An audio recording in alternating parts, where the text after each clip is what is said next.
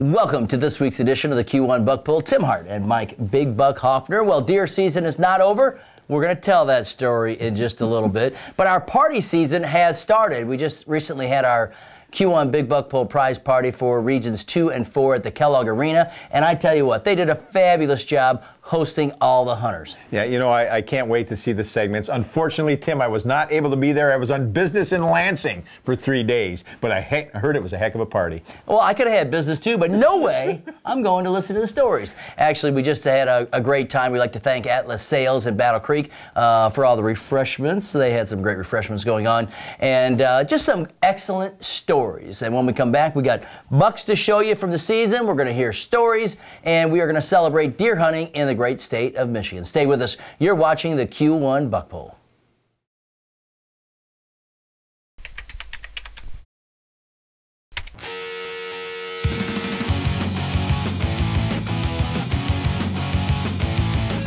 Q1 Buck Pull, Michigan's biggest and best buck pull contest. Brought to you by these sponsors who support Michigan's great outdoors.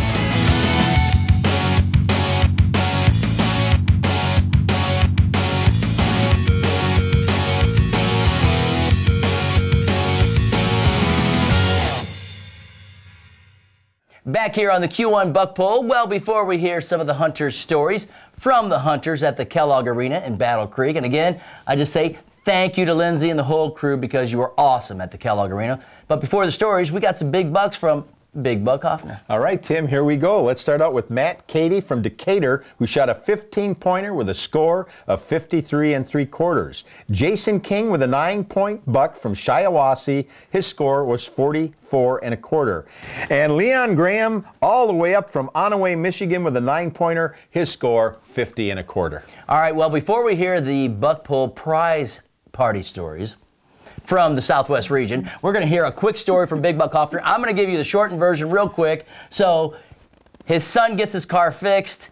He hits a deer a week later. Big problem. Big Buck Hoffner goes out there. He has to wait for the police officer to come out to shoot it because it's illegal for you to shoot it, right? Right. Correct? I didn't know that. You didn't know that? He called up and they said, don't do it. And so he doesn't shoot the deer, and so he waits. The officer shoots the deer twice, no less. Yeah, exactly. And the next thing you know, he guts it and all that type of thing. So then he's taking the meat, goes up to his house, comes back and says, got blood all over, takes a shower, figures out, oh my goodness, I have no cell phone. Then what? Well, I went back to find that cell phone with a pair of shorts on, T-shirt, and Crocs. The moral of the story is, Tim, don't walk down in a slippery, snowy ditch with Crocs on, because I went right backwards on my head and then go home, and what do you know? About an hour later, I finally figured out I couldn't find my glasses either. I left them on the scene. So what does that tell you? Big Buck Hoffner was on his game. But we know some people that were on their game, including a youngster, Austin Davis, who got 2 big bucks this season. All right, Austin, the one is a 12-pointer, 17.5-inch spread, 13.25-inch mass, 7-inch longest tine, total score 49 3/4, a shotgun out of pawpaw, and it looks like that is that your biggest deer, Austin? Yes. Okay, so that's the bigger of the 2? All right, let me grab this. All right. Austin, let's talk about that deer. Tell me about your hunt. I was sitting, and my dad was sitting right above me, and I was sitting, and all I heard was, shoot him, and What, did you see him? I didn't see him, so I shook my head really slowly, and I leaned over, and he was right there, and I shot him, and he only ran about 50 yards and dumped, so. All right, and what'd your dad say when you shot him like that? Wow. Where's Dad at, man? That's a hell of a yell there, buddy. All right, and what did you think then, Austin, when you got up to take a look at this deer up close? I couldn't believe it. I only thought he was a little deer, and walked up to him, and he was huge. So. All right. Now, which deer did you shoot first? The 12-point. Okay, so we got the 12-pointer up, and so were you in the same area when you shot the second deer? Yes. Really? Dad, you growing deer out there? No. All right, now tell me about this hunt. I was sitting there. This time my dad was below me, so he couldn't see the deer. And I seen one bigger than this above him, but he was walking too fast and leaving. And I pulled up my gun about 4 or 5 times because the deer was dunking his head in the weeds and back up again. And so he asked me what I was doing. I just, big. That's all I said. And, he started bleating and the doe come out, and then he started running at him, and I shot him and he dumped, and then he got back up again and ran off. Now let me ask you this. When he dumped and then got back up, what did you think? Oh no, I thought I missed him. I couldn't. All right, and then what happened? He ran in the woods, and we heard him thrashing around, and the doe blew and ran off. And we gave him about 5 minutes and walked down there, and there he was. So that had to be really exciting now. Yes. All right, Dad, come over here and talk to me just for a second. All right, so what do you think about that? 2 big deer. I mean, most people, and how old are you? 12. 12 years old, 2 big deer like that. How many other people have shot big deer like that? Now, look at that. I think it's all down here from here, buddy. All downhill. Yeah, I've heard that a lot. All right, well, Dad, tell us a little bit about the hunt and the experience you had with your son. Well, I just think this was the best thing that ever happened to me. You know, just being out there with him and watching him do such a fantastic job shooting these deer. Mm-hmm. He was just like he's done it all his life. Yeah. And it's got to be exciting as you go around and talk to people. I mean, you got a nice crowd out here tonight, and you know, the proud and being having your son out there and doing something great like this. It's got to be just kind of fulfilling for you. Oh, very, very much. I can't say words. You know, words don't explain how it can be. You know, it's just fantastic. All right. So then, who paid for the mounts? You? No. No. Well, Dad's got to have some part in it, doesn't he? All right. Well, congratulations. That is a great-looking deer. Give it up. 2 big deer. Scott has a 13-pointer, 18 3/4 inch spread, 11 1/4 inch mass, 12 5/8 inch longest tine, and that is the longest tine in the contest in this region. Total score 55.625 with the crossbow, and the top 2 deer were taken with crossbow out of this region. From Kalamazoo. Scott, let's talk about this because it has a lot of different unique characteristics here. Yeah, I'd never seen that deer before.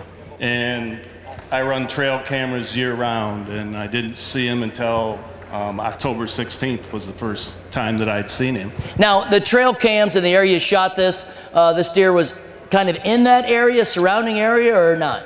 In the area. I've got tree stands, and basically, I hunted him out of a ground blind this year, so I had 3 stands around the area, so all private property. Mm-hmm.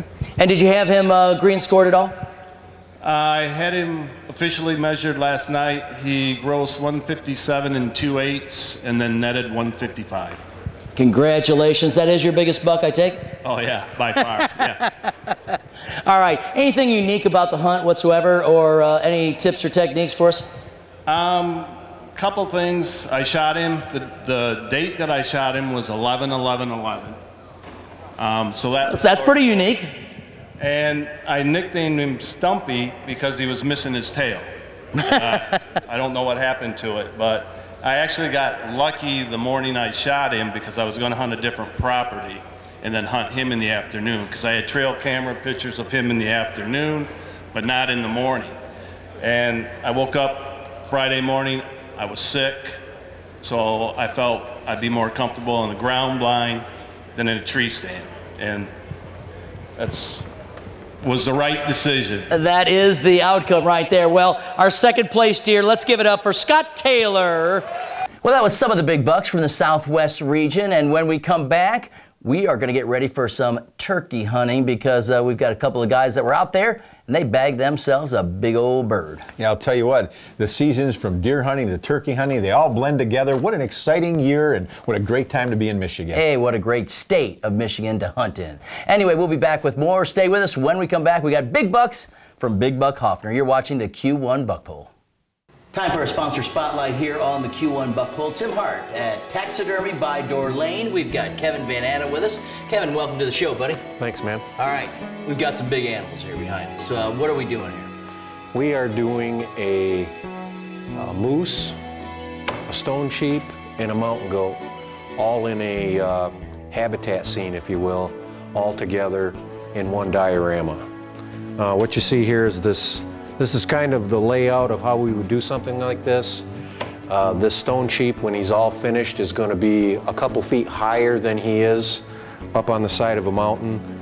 The mountain goat will be probably about a foot below the ceiling.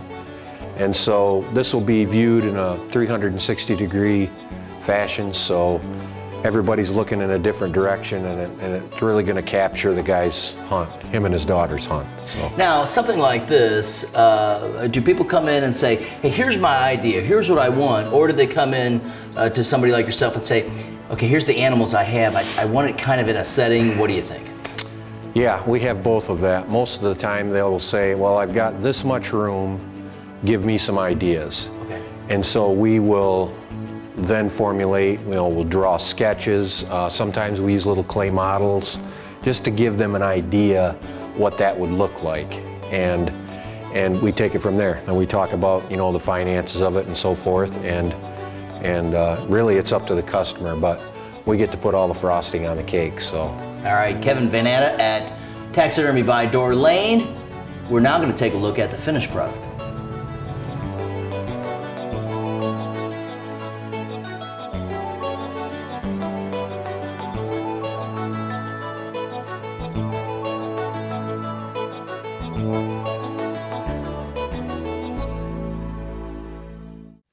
Well, before we go turkey hunting here on the Q1 Buck Pull, we've got some more big bucks. And Mike, people can see all of the deer that have registered on the Q1 Buck Pull's website, q1buckpull.com. It's brand new. Click on the buck's top left-hand corner, and you can see them all. Yeah, it's exciting because I hear many comments from a lot of the hunters. They just love that section of our website. I mean, there's no excuse not to get those deer registered. A lot of beautiful bucks out there. Take a look at the party dates, too. If you go down the right side, we've got the party dates and everything listed there. And you can also do some blogging. But before that, come on, Big Buck. I want to see some deer. All right, let's start out with Chris LaFountain from Oakland with a 9-pointer. His score was 45.5.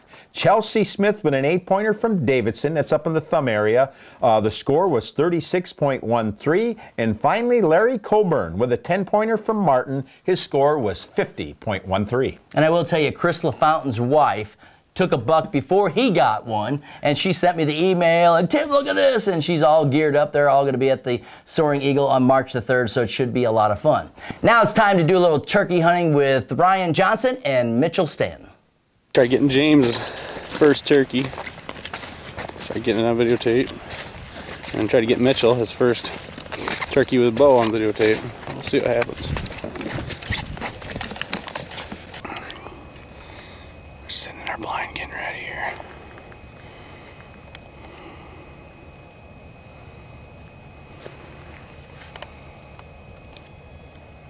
Hopefully the rain's gonna do it for us today. It's a good little broadhead.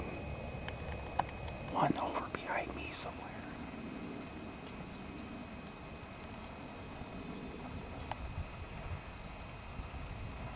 Where's he at, James? Is he coming?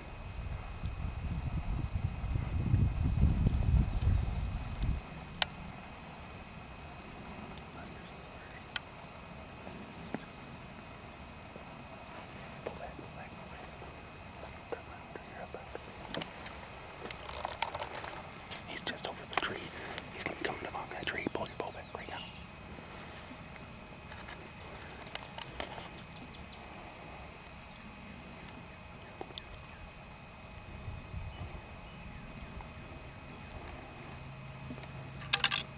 Oh my God.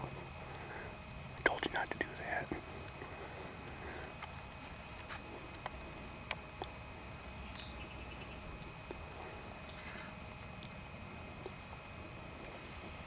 I'm on him. Pull back, pull back. Pull back. Get your gun ready, James. Take your time. Take your time. Get ready, James. Go ahead. Got him, James. You go. You smoked him. Give me 5, both of you guys. Well, it's April 18th, opening day of turkey season. We had a storm move in this morning. They were calling 2 to 4 inches of snow, and we got up and it was snowing, so we didn't decide to get out there. Got out here about 11 o'clock. Sat here for a few hours and heard a couple gobblers, and sure enough, they come behind us, worked through the woods and out in front of us, and put the kill shot on it. Yep, that's a pretty good shot on him. Smoked him. About 35 yards away. Yep. Yeah, he's got a good 8-9 inch beard. Yep, nice one for his first bow turkey. Definitely a nice turkey. Probably 2.5-year-old bird. I don't know, probably 20, 21 pounds. Yep, he looks about that. Hey, we know it's a deer show, but we were just trying to get you ready for turkey season. You going out spring turkey hunting? Well, I don't spring turkey hunt, but I'm looking forward to the spring. I'm going to be out there. We'll be ready to roll. Stay with us when we come back. We got more bucks and more stories from our party at the Kellogg Arena. You're watching the Q1 Buck Pull. We've got more stories coming up from the Kellogg Arena, where we had our Q1 Buck Pull prize party for regions 2 and 4. But before that, we've got some featured bucks right here with Mike Big Buck Hoffner. All right, Tim, let's start out with Joe Smith with a 10-pointer from Coleman. His score was 36.5. Rick Larkin's 10-pointer from Gaines, Michigan, scores 43. John Gorski with a 10-point buck from Gladwin. The score was 38. And finally, Greg Norman, the Shark? No. Well, the Shark, we'll call him, shot an 8-pointer from Mount Pleasant. His score was 37.5. No, but we did have some great stories at the Kellogg Arena. And the first one is, you know, you see a scrape, what do most people want to do? You don't touch it right, you don't fertilize it or anything like that. No, not necessarily. Our first hunter here decided, well, I'm just going to pee in that scrape. So Pee-wee's got the story. I guess. Actually, it's Rodney Winchell has the story. Here's how he got his buck this season. Rodney shot an 8-pointer with a 20.25 inch spread. And I'm just taking a look. You know, Rodney, that is the second largest spread that we had in the Calhoun area. 10.25 inches of mass, 8.25 inch longest tine. Total score 46.75. A shotgun out of Marshall and put him in 25th place. Sir, tell me about the hunt. Well, last week in muzzleload season, saw the same buck, no brow tines, and it was a 6-point, and I figured it had a 17-inch spread then, and I didn't shoot it. And this year on trail camera, I figured it had got to be the same one, just no brow tine, and right. And after about 3-4 days, I run into it and shot it. All right, so you've been kind of stalking this deer. Now, do you hunt the same area, and do you do anything special around your trail cams to bring those deer in or anything like that? Yeah, what I do is on this deer here, and a lot of them, there's the same scrape every year, same spot.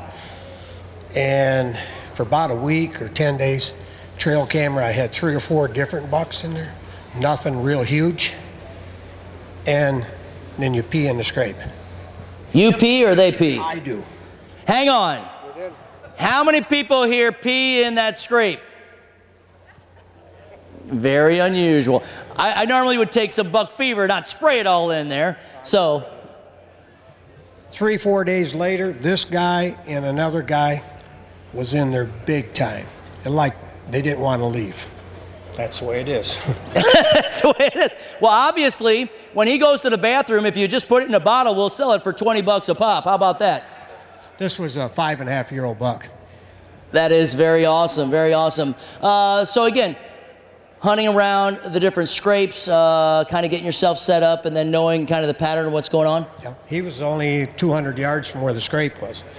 And I was sick last year at this time, but I shot this is a 5.5-year-old buck, and I shot another one last year. It was 5.5 years old, and he was at that scrape too. He was. Now, do you guys practice any kind of quality deer management or anything like that? Well, normally it's 8 points or bigger is what I like to shoot, but I thought this was a 6-point, but they said that when they scored it, they said they were long enough. Yep.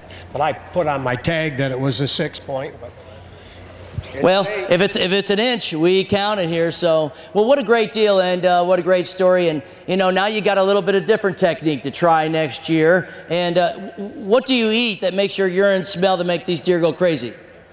Red Pop. Red Pop. How about that? Well, I do Bud Light, so I'm not so sure it would work. Congratulations. Thank you for coming up here.